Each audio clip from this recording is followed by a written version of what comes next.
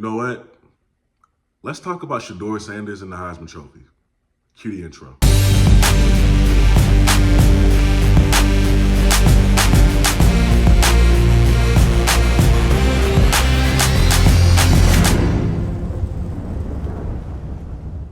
What is going on, everybody? Welcome back to the BlitzCity Podcast, and we are going to be talking about Sheduer Sanders and the Heisman Trophy. And can he win it next year? What will he need to do? What obstacles do he face? Why are we even bringing this up with Sheduer Sanders? Well, it's not me per se. It was actually RJ Young and Fox Sports who brought this up first. And I saw nobody really talked about it, and I understand why, but I want to get ahead of this conversation.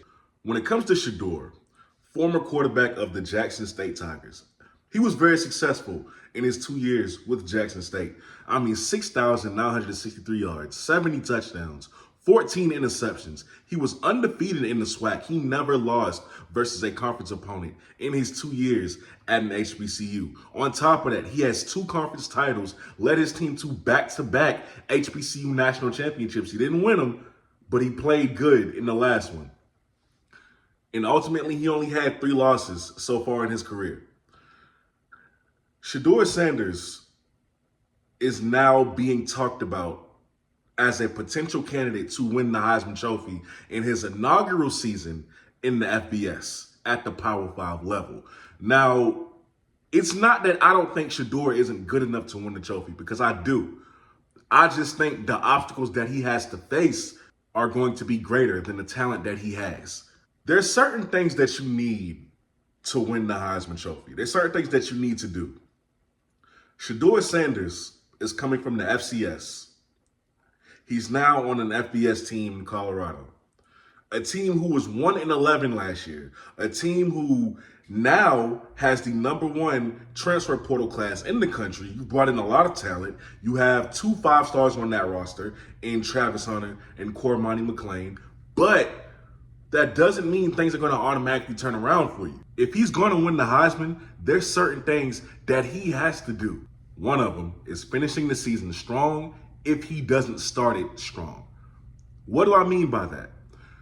When it comes to the Heisman Trophy, voters care more about how you finish than how you start. The stronger you play, the better you play as the season progresses, as you get towards the middle of the season, towards the end, you are fresh in voters' minds. That gives you an advantage when it comes to the voting process for who gets the Heisman Trophy. You think of guys like Cam Newton, Matt Leinart, Tim Tebow, RG3. Those are guys who, whether they had a great start or not, they finished very strong, and it helped them towards the Heisman campaign. And when this comes to Sheduer, in the first 3 weeks of Colorado's season, you got TCU, Nebraska, and Colorado State. All 3 of those games, with the talent that you brought in, it's winnable. TCU doesn't have Max Duggan. Colorado comes into that game a 17.5-point underdog, but they don't have Max, so it's a winnable game.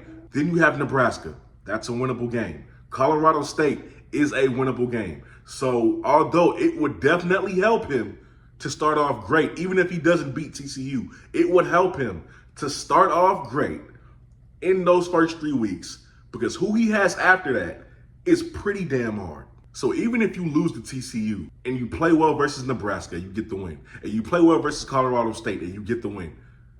Things are looking good for you. You're not out the conversation just yet. Now, where Sheduer's first big obstacle is going to come in his inaugural season at the FBS level is the next 2 opponents after those first 3 weeks.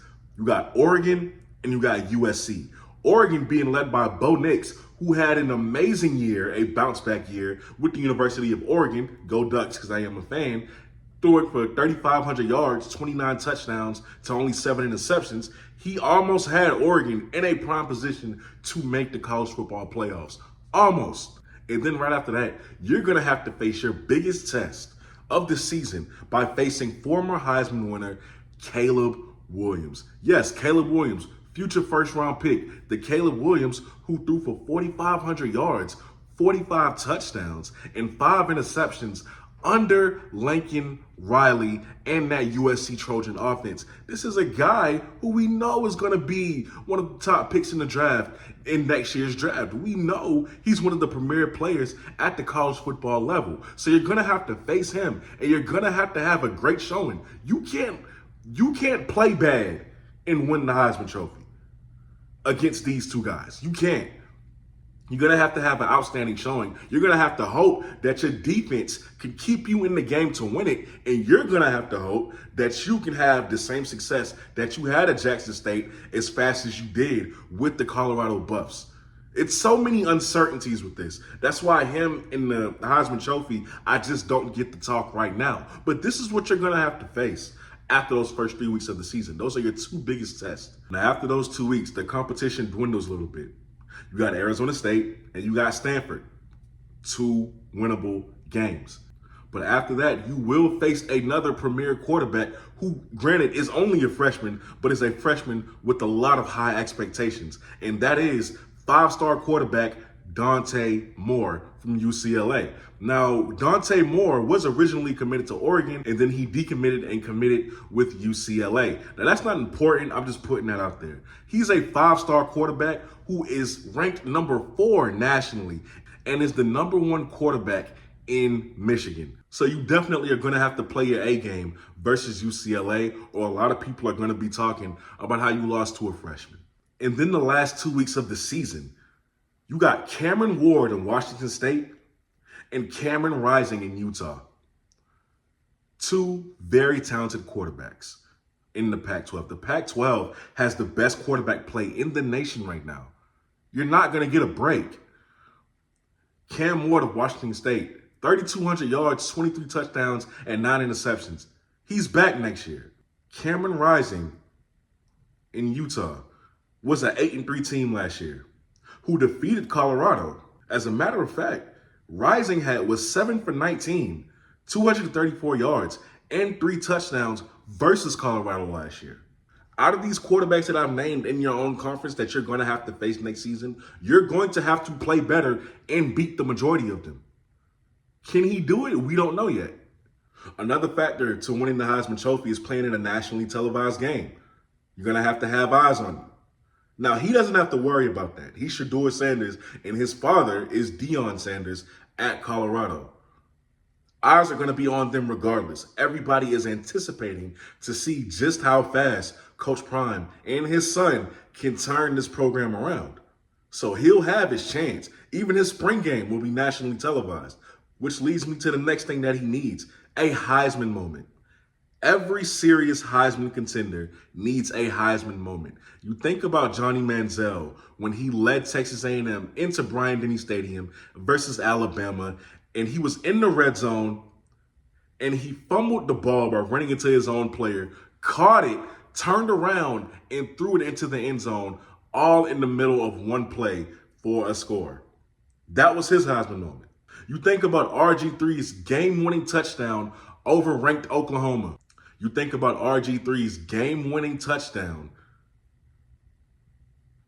You think about RG3's game-winning touchdown pass on Oklahoma, who was ranked at the time.